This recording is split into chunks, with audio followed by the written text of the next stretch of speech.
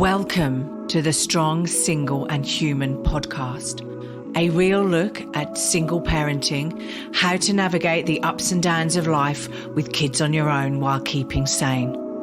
We cover all manner of subjects from domestic violence, dealing with childhood trauma, through to fussy eaters and how to help your kids become resilient. I'm your host, Claire Martin. Welcome.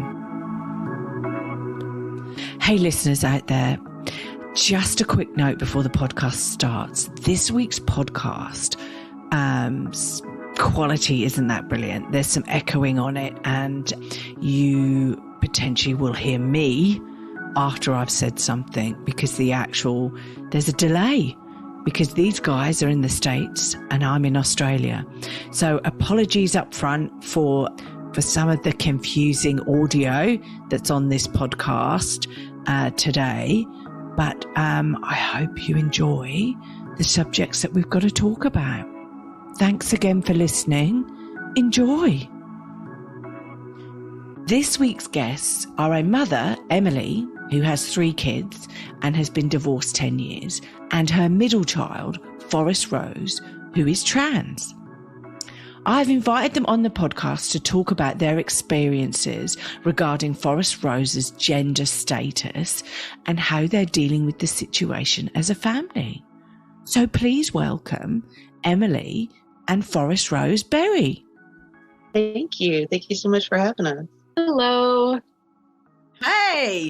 Well, look, I've given the intro and look, tell us a little bit about who you are. I don't know who wants to go first, Emily or Forrest, but tell us a little bit about who you are, a bit about your background, yeah. So my name is Forrest. My pronouns are he, him. I'm 16, just turned. I have been out as a trans guy for about, I'd say like a year, give or take. And I do color guard. And I have 2 siblings, an older sister and a younger brother. And yeah, that's pretty much me. No, that's awesome. I'm Emily, I'm mom.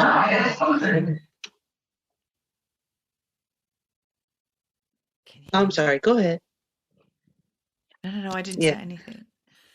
Oh, I'm sorry. Go for it. Sorry. No, go for it. Right, so Emily, what about yourself? I'm mom. I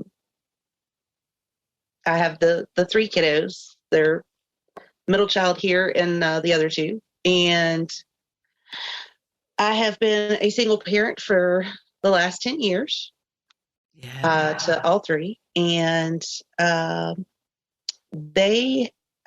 middle has identified on the LGBTQI spectrum for quite a number of years, probably the last 3 years. Okay. I came out as bisexual in 7th grade. Mm-hmm. Wow. And then that label ended up changing to queer because I decided I didn't want to mess with it. But I've been out as trans since 9th grade. Okay, crikey. Right, wow. And so when did you know? When did you know that you were trans or bisexual? Like, was it from a really early age or later? So I figured out that I was bisexual in 7th grade when I asked myself the question, would I date a girl? And then I was like, yeah, I would. And then that was it. That was the entire, I was like, yeah, I would. But I probably, hindsight is 2020. I'd say I probably had a couple crushes when I was little on some of my friends that were girls. So that's pretty much how I figured out that I was bisexual, because I still liked guys. But I definitely knew that I also liked girls. And then I figured out I was trans when one of my friends came out, which is a very typical thing. Like a lot of the times, one of your friends comes out, and then you start questioning. But I realized, I was like, huh, this is interesting. I was like, maybe I'm not like fully a girl. Maybe I'm a demigirl, which basically means that you like still partially identify as a girl, but you also are somewhere on the non-binary spectrum. So I tried out she, they pronouns for a little bit, and then I got kind of used to them. And I tried out the name Rose for a little bit after having it as like an alias on a Discord server I was on. And I was really connected to that name through that community. So I decided it would be a good name to use going forward. It's now my middle name, which is cool. And then after a little bit with the she, they pronouns, I switched to they, them. And that's when I started using the name Rose. And then after a while, I realized I was non-binary. I wasn't a girl, which is kind of interesting for me, because a lot of times you hear trans people, they're like, they knew at a very young age, but that's not always the case. Sometimes it takes some experimentation to realize that you don't identify with your gender assigned at birth. Sometimes it takes a little bit of experimentation for dysphoria to even develop, because I didn't really have much dysphoria before I started using pronouns that I identified more with. So it was like she, her was okay, but then they, them was better, but then he, him was even better. Yeah, I've been using he, him pronouns for a while now, since 9th grade. So yeah. But I started using those after they, them pronouns, and then I realized they, them pronouns weren't comfortable anymore, which was fun. But now I use he, him pronouns, and I chose the name Forrest for myself as a more gender-neutral masculine name that I felt would kind of fit better. I still like the name Rose, but it's seen as more feminine. Personally, I just see it as it's a flower, but you know, other people don't just see it as just a flower. They're like, oh, it's a flower, it's a girl's name, which is fair, I guess. But so it's my middle name now. Wow. Yeah, no, that's fair enough. That's fair enough. So okay, so that was awesome. Emily, did you have any ideas like that this was all going on with Forrest? No. Wow. Not really. I kind of thought like one of my kids would probably have some questioning of some sort, because I identify as bisexual myself, right? Yeah. But they didn't know that when they came out that way to me, that I had that going on for myself, right? But the rest of it was things would just emerge and happen, and some conversations weren't had out loud with me, but there were therapeutic supports in place. So there were kind of some missing pieces in communication that wasn't necessarily had. So it was a learning curve and a learning process altogether, and a little bit of a surprise on my part. Well, I was going to say, Forrest, when did you tell Mum?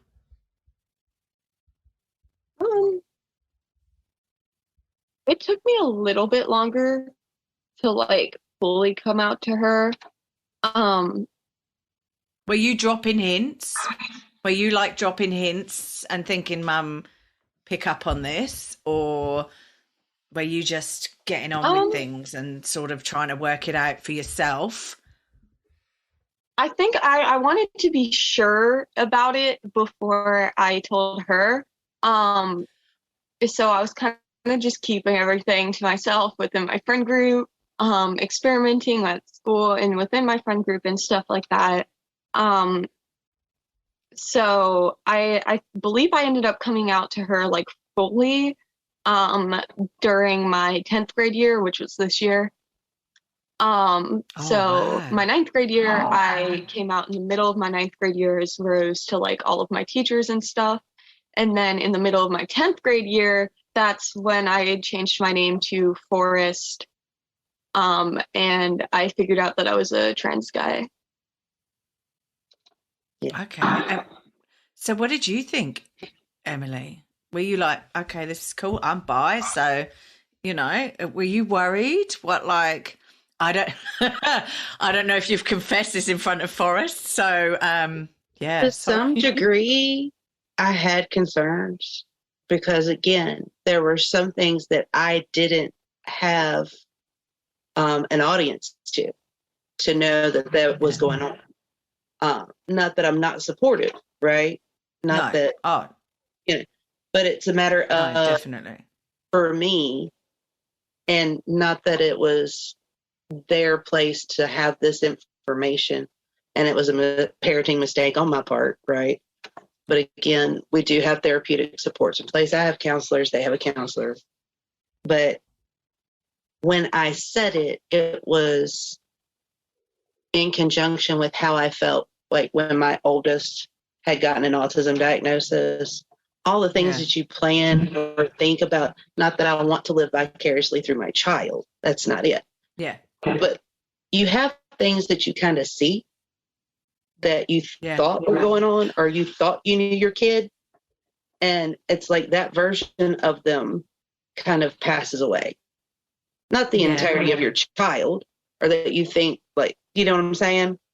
Yeah, I do, because I've got a boy, and if my son came out and said, Mum, I think I'm trans, I think I'm a girl, there's things that you see your children, like I would see him as, you know, all, and it sounds really cliche and it's horrible because it's all the male sort of things that I would see him going on and doing. And, you know, I'm trying to think out of the top of my brain, but my brain's not working today. But, you know, and I suppose it's like having a daughter, you see them having children, etc., and all of those sort of getting married. Same with my son getting married. So, like homecoming, do we put on a dress? Like, what are we doing? You know, well, it's whatever. It's whatever he wants really to do. Stupid things like that. Because it's indifferent now, but in that first moment, because there was just really no, for me, clues to pick up. Because not only are all three of them on the spectrum, I'm on the spectrum too for autism. So sometimes like social cues aren't really a fun friend at the party. So I really felt like it was out of left field. Yeah. Wow. When it went down. So because of the immediacy of it, I think that's why I had such a severe reaction. But it doesn't mean I love my kiddo any less, or like I wasn't going to support them or whatever. I just needed a hot minute to like get my ish together. Yeah. But it still wasn't good of me to put any of that over here, because they didn't do anything wrong. There was nothing wrong with what they were doing, who they are, or what they were trying to be. It's just, for real honest, like facts, I had a hard time like wrapping my head around it at the very beginning. Again, I felt like it came out of left field and I didn't have any signals. Because also I am still comfortable wearing like dresses and makeup and stuff. Because we all know like gender expression isn't the same as gender identity. So I do still enjoy wearing skirts on occasions. So that just kind of makes it even more awkward, because it's like, what? No, but I have to say to you, right? So one of the people that I admire, and I think he is, I don't know if he's a he or a she. I don't know if he's he, she, or they. So apologies to Eddie Izzard if he's listening to this, and I don't think he'll be listening to this. But I adore Eddie Izzard. I've bumped into him when he was going for a run in Melbourne one time. God love him. full makeup as well, which was great. Love it. Like, I don't run in makeup, but he's fitter than me. Of course. I agree with you, Forrest. Like, he wears skirts and high heel boots, and he wears makeup, and then sometimes he doesn't, and sometimes he wears. He enjoys wearing. His view is he's gender fluid, right? And he says, "Well, why should society define what I want to wear?" And I think, well, you get bigger choice of clothes that way, don't you? I mean, I've got jeans on today, right? And as a woman, as I recognise as a woman, but I can wear trousers, I can wear skirts, so I think, why should society dictate? David Beckham is heterosexual, wears a skirt, right? I sort of go, yeah, I know. But you know, I think, why should... Oh, love Harry Styles. But the thing is, right, why should society and fashion dictate what we wear? So I think if you identify as a him, but you want to wear a skirt or a dress or whatever, yeah, whatever. It's all good. It's all good. So, okay, so why did you come out to your... Because you could have kept it a secret, and you could have gone, oh, I just won't bother telling mum till later on, till whatever. Why did you come out to mum at the time that you have now, at 16? Why did you do that? Well, it was sort of a matter of, I was already out to my friend group, and being out to like one group of people but not another is a really weird place to be in, because on one hand you're being validated, you're having your correct pronouns used and all of that, but on the other hand, because of that, you're getting used to that with this one group, that when it doesn't happen with the other group, it gets even more uncomfortable than it would if it just wasn't happening at all. And I've heard that same sentiment from a couple of my other friends. But yeah, it's so it was a matter of that. It was also a matter of I felt like she'd probably be supportive of it. And also there are things I want to do in the future, like I want to go on T, I want to get top surgery. And for those, it's a lengthy process to make sure that you actually like to make sure that you have dysphoria and that you're like not gonna like regret the surgery later or whatever. There's a lot of safeguards in place for those things. So if I want to do them, I'm gonna need to go through like an entire process or whatever. So, you know, I might need help doing that. So I could get help from her because she knows how to navigate those kinds of things. And then also she's my mom. So, I mean, it felt right telling her. So I figured it would be better if I just went ahead and... I'm not judging. People tell people whenever they're ready. So, you know, like, it's fine. I think the fact that you said she's my mum and I wanted her to know is great. God love you too. I think it's great. I think you know, as a mum, you all push buttons, believe you me. My son is only 6 and he pushes a lot of buttons, but we love you to bits and we would never be without you ever, and that ain't gonna change. You know, we love you no matter what, and it doesn't matter what you and who you think you are and what you want to do in your life. I mean, my son could be, I shouldn't say this on here because I might offend bin men, but my son could want to empty bins all day. I wouldn't care as long as he's happy. I don't really care. Right. You know, I don't know if I'd want him to be a lawyer or a doctor because they're a bit stressful, but you know, hey ho, you know. And I think I'm sort of that.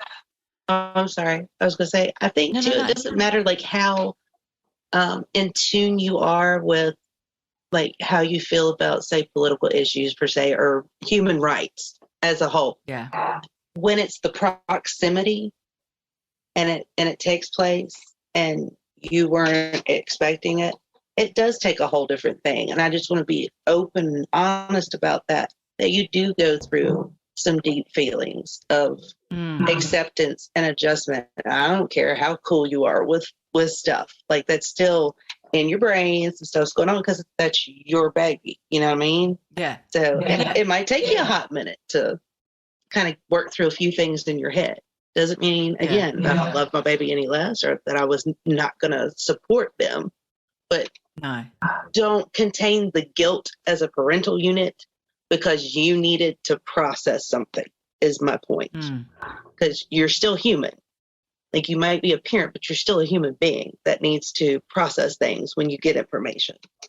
Yeah. Emily, sorry, Forrest, because it seems really awkward talking about you when you're there. But Emily, did you go anywhere to help you process what was going on? So did you Google? God love Google, but did you Google anything? Did you go and talk to anyone? Did you try and help you process what was actually happening in the family and that the dynamic was changing, basically? Dynamic was changing, basically. Excuse me.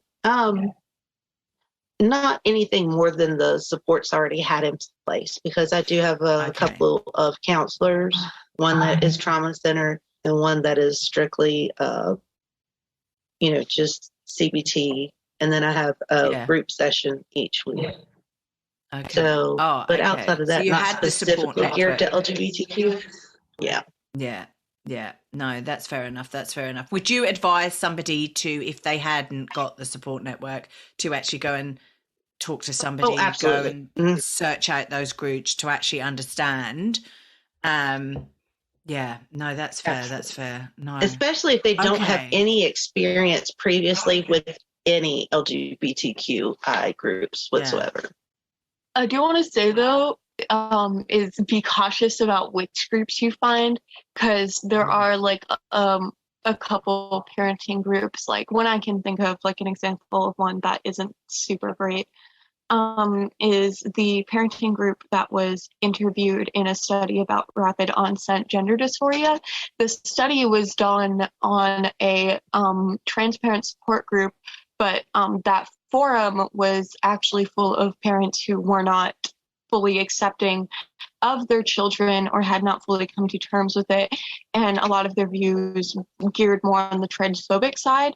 So that study is actually invalid because of the bias of the people they were using, because the person who did that study actively sought out those types of forums so that way they could prove themselves right rather than find the facts. Yeah. So I just wanted to say, like, be careful about what forums you find. Be careful about the information you're finding. Do your own digging to make sure that the data that's being presented is accurate and trustworthy. Yeah. Yes, like look at medical research and stuff. Yeah. So, Forrest, where do you suggest parents go to get more information, to get educated? And it's about getting educated on what's actually happening within their child, basically. Because I'm just trying to think, because sometimes it can be difficult when you've just first heard something to then still have an open conversation with your child, right? For whatever reason, and it might be a myriad of different reasons that you're coming to adjust to everything.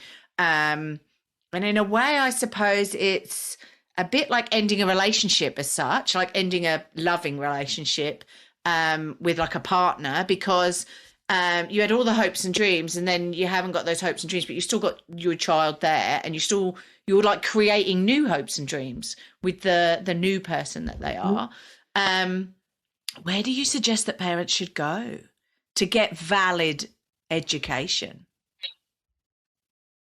that's not biased? So there are a couple of resources that are really good for this. One person that I can think of off the top of my head is a YouTuber that I really enjoy called Jamie Dodger. He's a UK-based YouTuber, and he's a trans man. He has some great educational videos on what being transgender is. He also has some funny videos on his channel looking at different stuff. But his videos taught me a lot. And he has a PhD in gender studies, so he's like a trustworthy source. What was his name again? Jamie Dodger. Jamie Dodger. Okay. Yes, he has a YouTube channel, Instagram, I think he has a Twitter. I'm not on Twitter. Yeah. Twitter scares me. Twitter's dangerous. I'm so old, I don't understand Twitter. I don't understand Snapchat. Snapchat is for ordering drugs as far as I'm concerned, so it's all good. I've seen a couple Snapchat. Yeah, Snapchat, ordering drugs. God love them. And I only know that because I interviewed somebody a couple of months ago who told me that. I don't know that personally myself. I don't order drugs from Snapchat. But that was what they were telling me. Sorry. Who was your other? So another resource I would recommend, and I'd have to look at the website to make sure, but the Trevor Project for LGBTQ plus youth probably has some great information on their website. Most definitely has some great information on their website. So those are two sources I would highly recommend, and there's probably more that you can find just off of them. And the Trevor Project actually has a hotline associated with it that is on the website. Oh yeah, that too. Mm-hmm. The Trevor Project is a really good resource. I feel sure we've got some in Australia too. I'm desperately trying to get these people on my podcast to get it out there to help parents and kids like you that basically, are trans, who want to come out, who don't know what to do, who need more information, et cetera, et cetera. So yeah, no, that's definitely, I'm emailing them like a crazy person, but yeah, it's just me getting time, them getting time.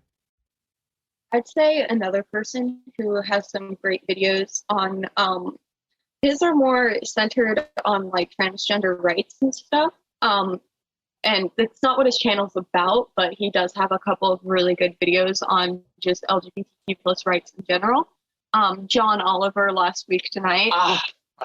Yeah. John Oliver. I could binge his episodes all day. Facts. But that is more like US based, like he covers US news and stuff like that. Yeah. Well, yeah, there is some global news on there too, but mostly in regards to like for those specific, yeah, in the US. But he does have some good videos that have some great information on how the climate is right now for transgender people and LGBTQ plus people currently in the US. I watched that episode. It was a good episode. It was a great episode. I think I'm really excited about it. Wow, so that first Pride too. Oh yeah. So that's awesome. And then what about so they were good for you as well though, were they, Forrest? To give you information. Was there anywhere, so if you are feeling as though you're trans, or gender fluid, or where would be some good places to get information regarding educating yourself as to where you sit? Like, I know, because it's interesting you say you experimented with them, and then you sort of went, no, that doesn't feel comfortable either, and then you went him, her, he, him. Sorry, getting confused there. Him, he, him. So it's interesting that you experimented and tried to sort of find out what sat comfortably with you while you were sort of like finding out. And at the end of the day, right, you're a teenager, right? I was a teenager. Your mum was a teenager. We were trying to find ourselves at your age as well. Oh my God, were we trying to find ourselves? Right? So I can understand you wanting to experiment with them and see where you sit, basically, until you get to a point where you go, no, I'm happy, I'm here, and I know where I am. And that should be classed as normal, right? So where did you educate yourself? Like, is there any, apart from the ones you've mentioned, are there any other ones? Some ones that helped me personally with figuring out where I stood and just figuring out like how the experiences in general. There's more YouTubers. No, that's my son wants to be a YouTuber, so don't even go there, right? And he's only 6. That's cute. He has even got that he will sit and watch a mate of his playing PlayStation 4 because they've only got a game that's got one player, so they have to take turns. He will even sit and he will narrate the game. And through his narration, he will go, "Hey guys, if you really like this video and etc., can you just click subscribe and like and click the like button?" He will even say that at 6. So I don't know if I've been a bad mum and like he's been watching too many of these gamers, or whether he's just picked it up and this is what he wants to do. So he's ready. Yeah, that's what it is. Don't judge me, people. But no, so God love him. That's my youngest one. He's all ready. Yeah, I think let's just suck it in and absorb it. So sorry, Forrest. I was little. Yep. So sorry, Forrest. More YouTubers. Fire away. What are they? All right. So we've got Samantha Lux. She has some great videos. A lot of them are really funny, but she does have some great like educational stuff in her videos as well. There's also Sam Collins. He's another trans man. Samantha Lux is a trans woman. But Sam Collins is another trans man. He doesn't focus his videos around being trans most of the time, but he does have some videos that are about his experience being trans and stuff. There's also some good subreddits. There's r/trans, but it's like a bunch of A's. And there's r/non-binary. There's r/bad trans anatomy, where it's examples of like people not understanding anatomy. But I've seen some good videos on that subreddit where they cover like what the actual, like how it actually works. So you can probably find some good stuff on there, or just something if you want to laugh. But there's a ton of places online that are really helpful, where you can talk to other people, like or just that was also what I was going to ask. It's like, how do you meet people like yourselves that actually understand what you're going through? Like, is it just going online? Are there groups? Are there Facebook? Oh, I hate Facebook groups, but are there Facebook groups? Are there like, do you just Google? I mean, I don't know. Google answers everything for me, but like, are there places you can go to meet like-minded people like yourselves to actually try and connect and talk through things and learn from them? Definitely. I do Google a lot of things. I've been trying to avoid using Google as a source, but I definitely Googled more stuff than you'd probably think. But also, we don't use Facebook groups, but there are that's all right. But there are Discord servers and stuff that you can probably join to find other people who are like you. There's different like websites you can use to like explore different Discord servers and find one like that suits your interests and stuff. God. Tell me about these Discord servers. What are these Discord servers? So Discord is an app. It was originally made for gamers to be able to game together and like do that sort of thing. But it's turned into a wide community. A lot of people, more in my age range, some older people, do use Discord. Don't say it like that. No, by that I mean it's okay. Don't worry. We've been there. Don't worry. It's all good. It's all good. I We've only been say there. it like that. Old fogies. I only say it like that because there are some older people on Discord who are like chronically online and need to touch grass. Need to touch grass. Get out and touch some grass. It's true. That's why they're on. I know Discord. facts, right? But Freaks. But in basements overall, with pizzas, long beards. Just avoid those servers. Like they're doing the Weatherman song. I don't go on gaming servers because I don't want to talk to the people on there. Not that I don't play video games, But they're cringy.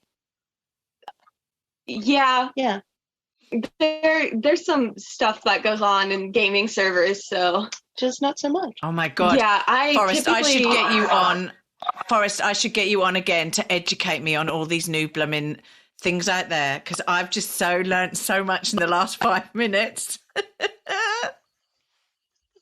Then you got people running their Patreons and then going over on Discord servers to offer support for that. Oh my goodness. Oh yeah, facts. Yeah, so Discord, it's really easy to make an account. You just need a verified email. And you can make your username whatever you want. It's not one of those things where you have to have like a unique one. It could just be whatever. You can join a public server. You can friend your friends and make like a private server with just them. You can. So are these like chat rooms? Yeah, kind of. Yeah. Yes. Basically, and on a video server, chat there's rooms like or just chat types. rooms? Yeah. Oh, there are video chat rooms, and there are just normal chat rooms. On servers, you have different chats for different things. Like you might have a general chat, then you might have one for sending pictures of food. You might have one for discussing video games. You might have a voice chat for just talking. That's right. Yeah, you might have a voice chat for playing video games with each other. You might have one for just like small group conversations, debates, whatever. There are those too. You have to verify your age for that. Yes, you do. And then I'm old, so I'll be getting in everywhere. Group chats. You can also make private group chats with up to 10 people. And those are just one chat, just normal. Yeah. It's basically like a group chat that you would have on Facebook or Instagram. Yeah. And you just chat about whatever. And then you have your private DMs like you would on Instagram or Facebook, where you just chat one-on-one with another person, whether it be a friend, this is the new whatever. This is the new Insta and Facebook group thing then. This is underground. This is underground Insta and Facebook. Yes. This is your universe now. Instagram is still popular. IG, yeah. Instagram is still very popular, actually. What the flip? Instagram is like one little window into somebody's world. And I look at it and go, yeah, okay, my world looks like that as well on the day that I take the pictures for Instagram. But most of the days, it's a nightmare. Right. But yeah, it's all good. It's all good. So, okay, let's get off this underground chatting world that I need to get into. I feel I need to get into this. Although I'm going to be one of the old ones, Forrest, that you're going to go, oh, my God, touch some grass, old person. But anyway. No, it's okay. Just don't be creepy. Don't be cringy. No, creepy. Like, cringy that too. Fine. Everyone's cringy on Discord. I'm cringy on Discord. It's true. The creepy. It's the creepy? Yeah, I feel that. Oh, I'll try not to be creepy then. I'll try not to be creepy. Wow. Yeah, I'll just sit in the background. You don't seem like a creepy person. I hope not. Jesus. You feel Crikey, I've got a podcast. I'll be putting creepiness out there on this podcast. You feel like a very trustworthy, non-creepy person. Oh, that's all right. Phew. Well, that's good then. So, hey, look, let's drag this back to what we were talking about. How has your life been since you've come out? Like, what are the positives about coming out and like just being out, as it were, in the COVID world? It's been great. I feel more comfortable with myself. Like before I was out, I wasn't necessarily unhappy, but I wasn't very comfortable in who I was as a person. Not to pat myself on the back or anything, but I would say I was like a generally attractive person, just like, I guess, in like societal standards before I came out. Like I was a pretty girl or whatever, but like after coming out, I feel attractive, like just by being me. Like I don't feel like I need other people to tell me, oh yeah, you're attractive. Like I actually feel attractive. Like I feel like I'm good looking. I feel comfortable in my own skin. I feel happy with who I am as a person. Negatives, probably just that not everyone feels comfortable with who I am as a person. I've definitely had some people on Instagram. I've only had 2 who have DM'd me or commented on my posts and been like, yo, what the heck is this? Because my Instagram handle is Rose the Tree. So I've had like one person DM me and be like, yo, how can someone be a tree? And I just kind of humored them because I didn't. You're sick burns, man. You're sick burns. I just kind of humored him because I was bored. But the second person who commented on my post kind of hurt a little bit because he was using that one argument that was like, you either have a PP or a hole, he said, which I just thought was funny. Like the phrasing of that was hilarious. How old is this person, 2? Like in my high school. Like, can you not use the anatomically correct names? Penis and vagina. Hello. Yeah, I'm not okay, kidding. we all They understand what that actually is. use that wording. Use pee and horse. She saw those messages too. Like I showed them to her because I thought they were I was funny. like, grow up, sir. Grow up. So Yeah. I've had generally unfortunately, not too upsetting experiences. Yeah. Yeah, look, unfortunately, you're going to get like you hit people no matter what. They just don't like. I'm sure there's people who listen to this podcast who then slate it, and I'm sure there's people who listen to it, like my mum. God love my mum, who love it, who take notes on it. Mother, yeah, my mum will listen to them and listen to interviews and then take notes. Yeah, exactly. So, yeah, you're going to get that like. It's 50-50, I suppose. Hopefully it's 80-20, but yeah. That's a bit shit. And what about school though? How have the teachers and kids reacted to you at school? Most of my teachers school can be actually pretty cruel. They can be. Most of my teachers are actually very chill. The only teachers I feel as though probably weren't as chill, either like directly or just I found out later that they're not super chill, were my English teacher in 9th grade, my history teacher in 9th grade, and also my choir teacher in 9th grade is just like openly transphobic and homophobic. He actually banned conversations about gay people in his classroom. Oh yeah. Yeah, because when I was in 8th grade, he had all of like the new 9th graders, and a lot of them were LGBTQ+. So they obviously felt safe in their choir class because he said himself, choir is supposed to be like therapy. It's supposed to be fun. It's supposed to be something you feel safe at. So they would talk more openly about who they were with their sexuality, identity, whatever. And one of them actually was a trans girl who wanted to wear a dress for a choir concert. And he asked for medical documentation to prove that she was like diagnosed with this and was actually trans before he let her wear a dress. Our school system has since changed it to our school system has changed it to where you don't need any of that, like at all. Like you can wear whatever you want, and actually it's encouraged to have gender neutral options, or just nothing gendered. But he's going to take advantage of any loophole he can find to like not use someone's preferred name and pronouns. He will use, because our school didn't implement it correctly at first. So it had to be that you had to call the kid whatever it was in the system. It's possible to change your name and gender in the school system, but you have to have parental permission for that. So a lot of kids who are out at school but not at home can't do that. And my choir teacher used the excuse like, oh, well, it says here you have to use the name in the system to not use people's preferred pronouns and names. He got called out super hard. I told guidance about it, and I get the feeling they yelled at him because literally the week after he was on his best behavior. It was great. Because it wasn't me, because this was in 10th grade when this started. So it wasn't me he was misgendering, it was my friends. Yeah. So I was like... But you're supposed to feel safe at school. And you're supposed to feel safe at school and safe with your teachers. And, you know, at the end of the day, if you're being bullied at school, you're supposed to be able to go and tell a teacher. That's what my child gets told over in Australia, right? So if your teachers are a complete... let's use a not... I will say they have a really good guidance counselor.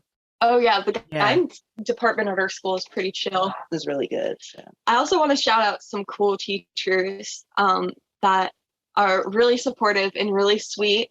My 9th grade science teacher, Miss Ulrich. My 9th grade English teacher, Miss McDonough. My 10th grade science teacher, Miss Can. My Burton teacher, Miss Kinser. My color guard coach, Todd. Hey. We love Todd. He's gonna see this, isn't he? He might, yeah. Probably. Yeah. I wouldn't doubt it if he sent it to him. Send in the link. Send in the link. I need more listeners. I'm sending it to my friends. Yeah. Oh my God.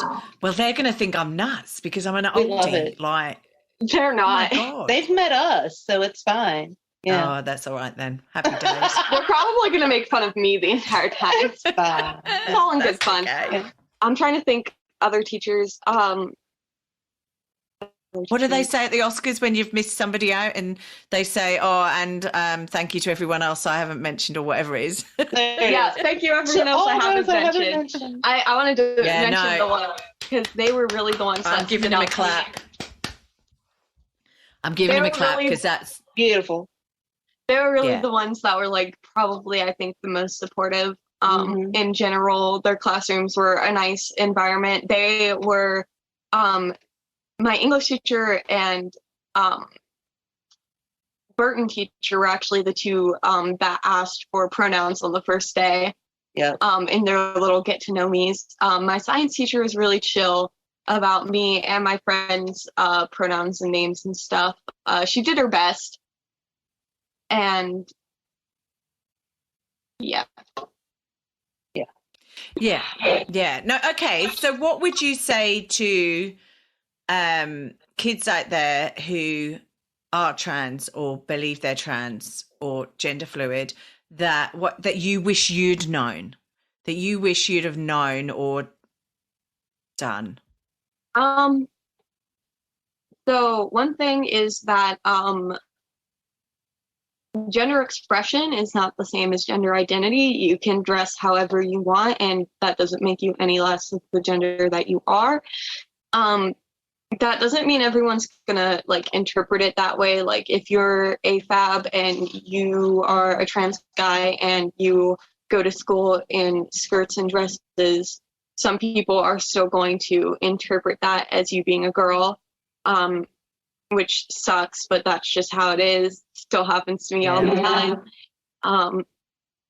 Be prepared for questions like someone coming up to you at lunch and betting $5 that whether or not you're a boy or a girl. Happened to me once, actually. They came up and asked me. It was really funny. And how did you deal with that? I couldn't think of anything snarky at the time, so I just said gender. I hardly know her. No, actually, I said,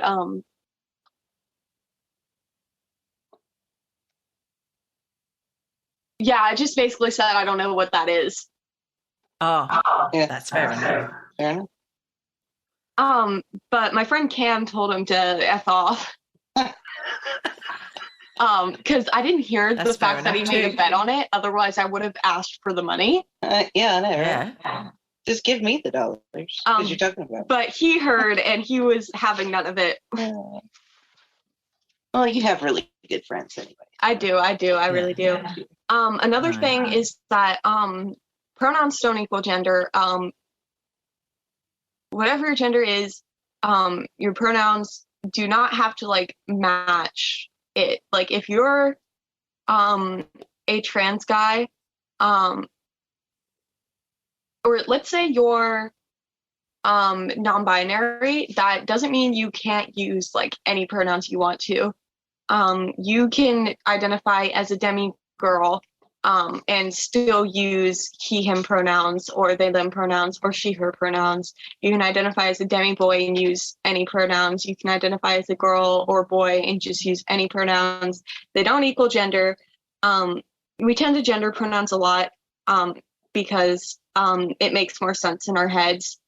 But I think it'd be better if we steered clear from that because it can be really damaging to some people who use certain pronouns. Like one big factor as to why I stopped using they them pronouns is because on TikTok there's a lot of gendering that happens for those pronouns and for non-binary people in general. Surprisingly, there's like a whole stereotype that's been created that like non-binary people are like sweet and like cottagecore and like into mushrooms and stuff.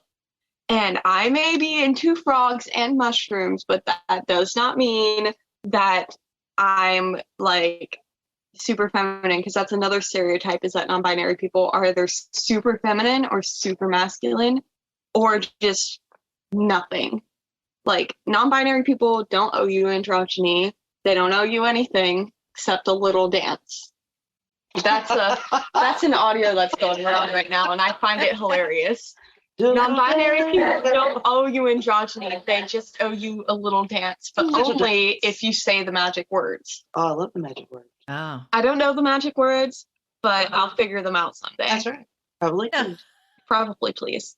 This is always the best Wow. magic word. But So yeah, you don't owe the thing anyone. is, Like, but you can have really butch men, right? And you can have really girly, like I'm female, right? That's what I am. That's what I read. But I'm probably the more male end of the spectrum. I work in IT. A majority of my really good mates are men.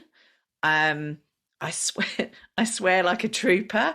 I am very male oriented. I like doing male things, right? I like having male conversations. I don't like talking about cooking, flowers, fluffy stuff, all of those sort of things. But there are women who are really feminine, who that's what they do, and they do their nails and they go for facials and they, do all the girly stuff, right? I do facials and I do nails, but like, it's never really bothered me. And it's the same with men. There are more, I suppose, here in Australia, they would call them emotionally connected men, more in connection with their emotional side. And look, I'm even saying it like, so that's so bad, isn't it? But but there are more men who are, and there are other men who are so not in connected with their emotions and so off this planet and so masculine and hidden, everything's hidden. And we're hoping that changes around very soon.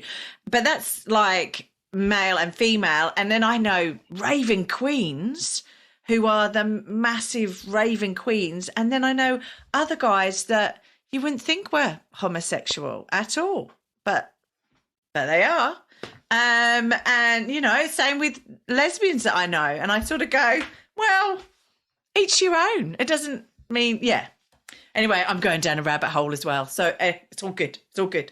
So look, guys, how do you want, if people are interested and listening to this podcast and want to know more, how do you want people to contact you? Do you want them to email me and message me via the website and then I'll send them on to you? Or how do you want them, if they've got questions or they want more information? Does that sound cool? Yeah, that sounds good. We'll go at it. Because I don't really want to give your email addresses out and stuff like that, because but let people troll me. I don't want them to troll you, and then I can like send you any information through. Because they're going to troll. They're funny, though. You're a mess. Yeah. Yeah. I'm like, really? You've got this much time that you can listen to my podcast and then call it rubbish. I mean, like, hello, go and do something nice for yourself. Don't slate everyone. Like, you must have a really rubbish life if you've got to hate that much. Bless their hearts.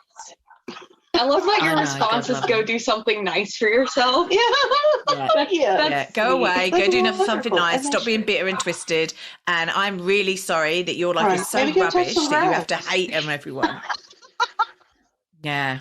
So look, thank you for joining us. I love how honest and open you guys have been. Thank you so much for coming. I think you're so brave coming on here. Because look, in this day and age, unfortunately, it is such a big thing to come out and say, hey, I'm trans or whatever. And I'm hoping that by me putting more and more of this out there, that we start to not make it such a big thing, and just that it's just what it is. I have one final question for you both. This will be interesting. If you could have a superpower, I'll go Forrest first. If you could have a superpower, Forrest, what would it be? So I feel like it's a very stereotypical thing to say shape-shifting, but surprisingly, it would not be shape-shifting. I think it would be mind reading, or really? Teleportation, or having Hang on, how many do you want? All of them. No, these are just like my top 3. It would be having the exact amount of money I need in my pocket when I need it. That would be the best. Oh my God. That would be awesome. So you're going, I want to, like me personally, it would be, I want to fly to the UK and I want to go business class and I need, I don't know, 20 grand in my pocket. Thank you very much. Happy days. Yeah. And then you just have like a card and you just have it and you just swipe. I have never, God love you, I have never had that as a superpower in the whole year that I've done this podcast. That's awesome. So, okay, I'm taking that one on board as well. That might be my new superpower, actually. Wow. I do like awesome.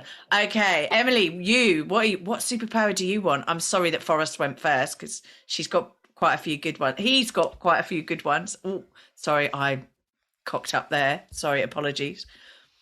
Emily. I do like the unlimited funds in the pocket with the magic card. That is pretty nice. That's pretty sweet. It is good. Yeah, I might have to just put that one in the number 2 spot. Yeah. I think for me it would be the ability to teleport, but yet also be invisible with teleportation. Oh my God! You don't want to pop up and somebody have a shower going on. And you're right there. Wow. So you kind of need that little extra cloaking situation, Yeah. But yeah, I don't want to have to keep driving all these places. I just want to show up. So just like you have the invisibility cloak like from Harry Potter, but then you can also teleport. Yes. Yeah. Invisibility and teleportation together. Let our powers combine. Exactly right. I think it's awesome. At this rate, we'll be making we'll be having to write a superhero comic. Marvel, eat your heart out. That's all I'm going to say. We have unlimited funds in our pockets, so we're good. We're set. Oh yeah, exactly. Happy They days. can't hit us if they can't see us. Oh, and we can teleport anywhere in the world with our infinite money card in our pocket. That would be awesome. Wouldn't have to worry about the lottery. Wouldn't have to worry about the lottery numbers for next week. Thank you, guys. Thanks ever so much. Look, it's been such a pleasure speaking to you. Thank you so much. Forrest, you've been brave coming on here and speaking. Thank you for having me. Send it all out. Send it out to all your teachers, all your mates. I need the listeners, so it's all good. And hopefully they just give me 5-star ratings on Apple and wherever the hell you listen to this now, because my mind's just been blown on not going on Facebook groups and all of that stuff and all of this other thing. So that's cool. Look, thank you so much. I'll let you get on with your evening because it's evening where you are. It's Sunday evening, isn't it? It is. Yeah. Oh, my God. You've got to get up for school tomorrow. What the hell? We're out. We're all done. We're summer. God. The pool's open and we're ready to go. Oh, my gosh. Yeah, it's freezing here and the kids are still at school. So, yay for me. So thank you. Thank you, guys. It's been a real pleasure. And, have a great evening. You too. Take care. Enjoy. See ya. Bye. Thanks for listening. If you've enjoyed this podcast and you would like to hear more, please hit subscribe wherever you like to hear podcasts. If you would like to support us further, share this episode with your friends and family. And finally, drop us a review on iTunes, as I'd love to hear your thoughts, comments, and ideas. It all helps me to understand and produce awesome content you want to hear just like this. If you want to check out our past episodes, write to us, appear on the podcast, or for links, resources, and show notes, go to our website www.strongsingleandhuman.com. We are also on all the usual social media platforms, Insta, Facey, and Twitter. I hope you have a wonderful week, and I hope to see you back here again soon.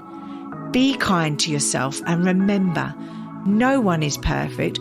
We're all just putting one foot in front of the other and doing our best. I'm Claire Martin, and you've been listening to the Strong, Single and Human podcast.